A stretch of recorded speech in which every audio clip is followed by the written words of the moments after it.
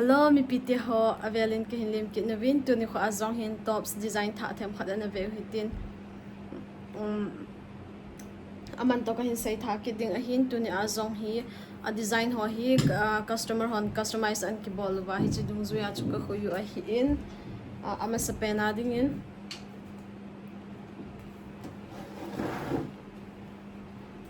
sa pena ding na chikan sa adu chi lavender full lace wang a hi in anung lang zao lo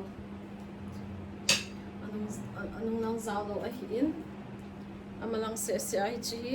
1500 a hi in size neo hi za kan kya kan be sa dik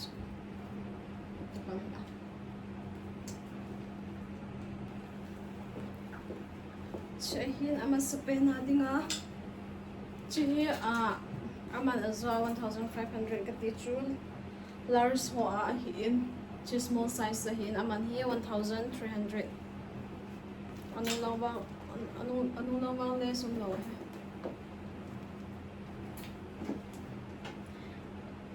away sa kay dinga neo khat le hisme 1300 they in order to you here bang size alin ho bang true zakha zani man tam zet ni design chahin aba na dinga che brown hole ka thya ka chi 1500 chipa wang hi sang khat le zanga hi naman kan kay dinga phana hi kan ka de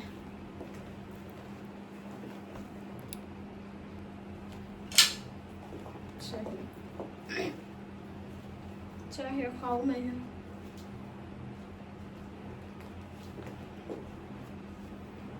kay dinga nen sa chahi 1500 banda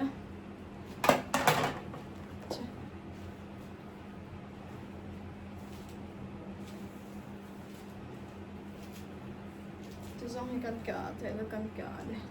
tu chung an ke size atam poi ichi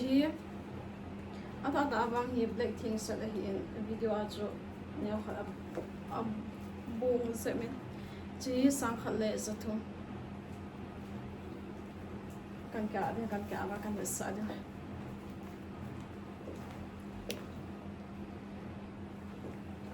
check in to the hair hole.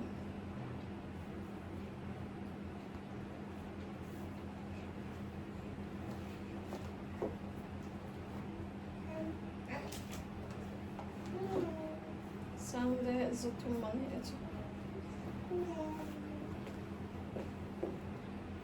Aba na ho ko khakhu lavender khakhu kan kya the kan ki try ding ahi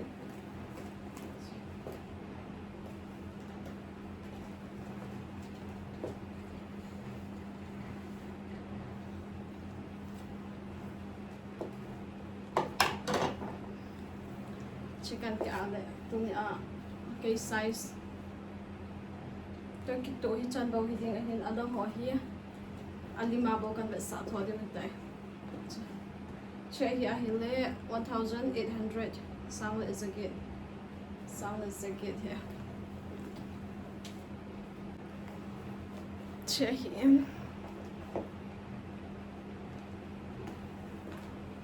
chlaya hai apa khat ma banach amu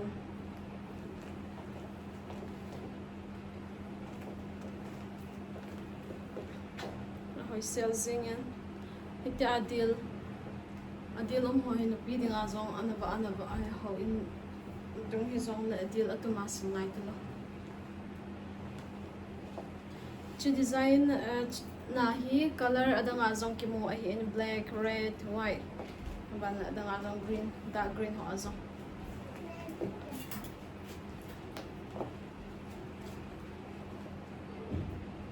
sel adang ho bang hi ke ma size si lo za kan be sa tho ding wa hi te tu tu trong cái size at home in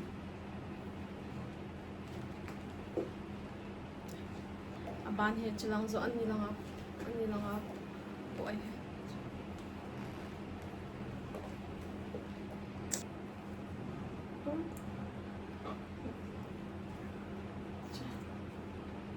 chi 1,300 man ahi aban design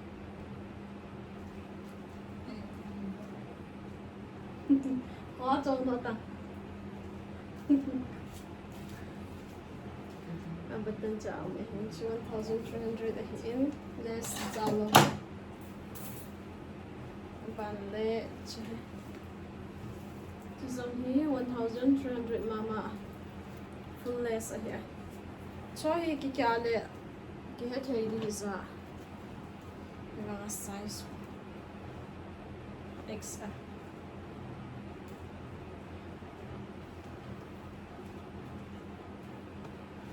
क्योंकि पौधे हम कहते हैं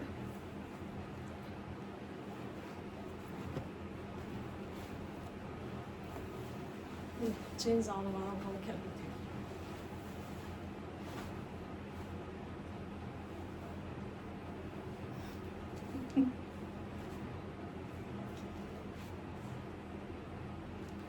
देखो ताई ने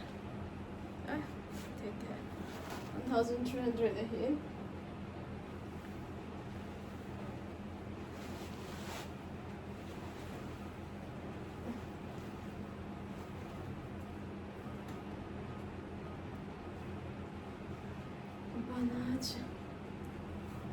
Chama salang ka video azong cho anong khatten chlai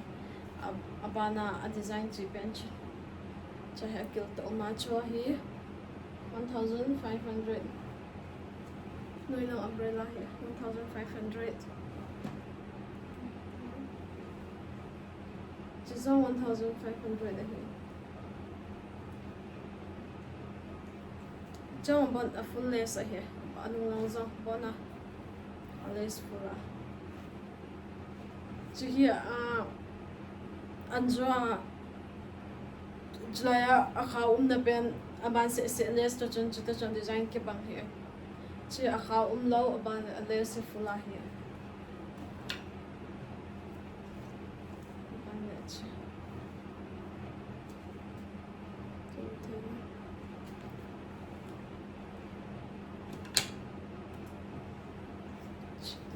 Sa video how try hit the in sound is any man hot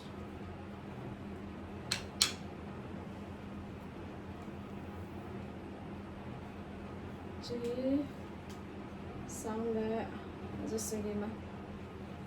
size ne ho hi le sound is a pause please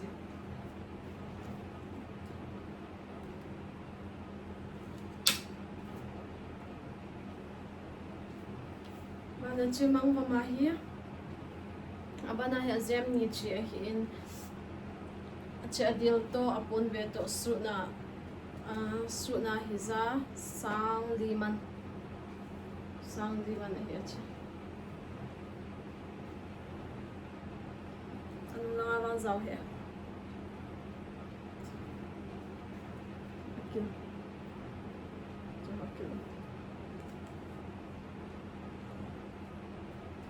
mang và zong hi kuna bun chi man le chi thang na ma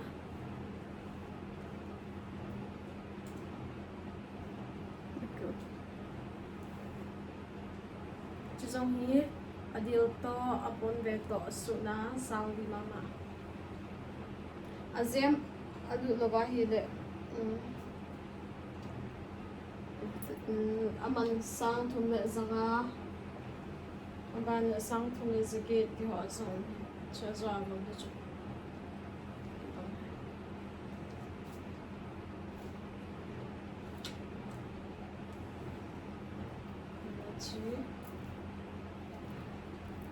masa ka video sang le zanga starting sang le zanga he ka ti ho chu size ade na hi le zo khazin ya man tam ze ba hi size ali na hi le aman tam se me katin hoi size ali le pon alu zemin tiza achu zakhat zani a aman kalzia hi a size over momo ho zani ho akal a lele pese lo kitila large so khano large extra large XL chanti ho zakhat ti ho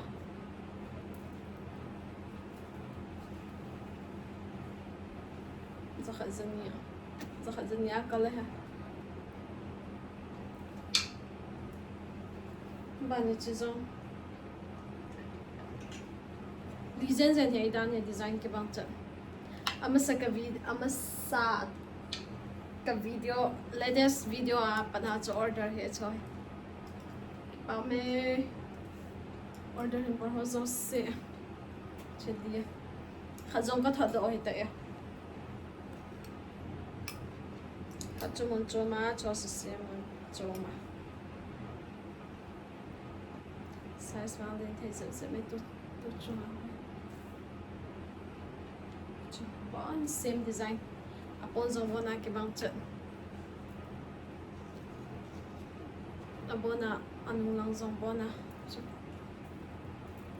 nese tua here zinga pung thum lang hi phana kami zong ka but be tu na pung ka sa do pung ki ma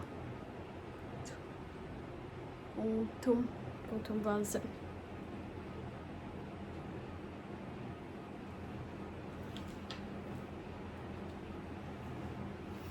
zo a tu chun ki bang me kan tia he do tu chun kan ki a tu chun chi yan zo brown tu chun ki bang sang le sang an ban chi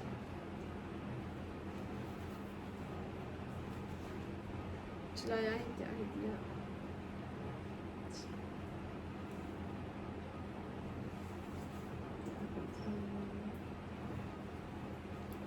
क्या दो ले ना लाना जे डिजाइन जो कहा कुल थो जो चाइना आदिंगा चे जो आसान से सके के तो चलाया है खाओ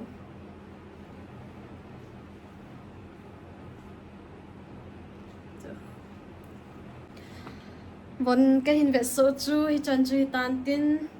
a chaina pena a chaina ke ya dinga kom now avel hin sai ke len kom now hi de hi a hi in ewanga tu ni van kan ve sa si siu chu de hi a kha cham lo hi muntina ka thot ziu a hi in van ho hi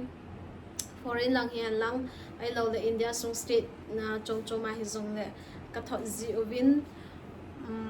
aban le shipping charge wang hi em ho le ki podo ding wa hin ki hon ka podo po ve ti chu a chaina pena ka hin sei a hin video abula pat a chai chane hin ve pi ho zo si chunga avela ki pathu ka hin sei kinin aban lang ting le anaki moto ki taute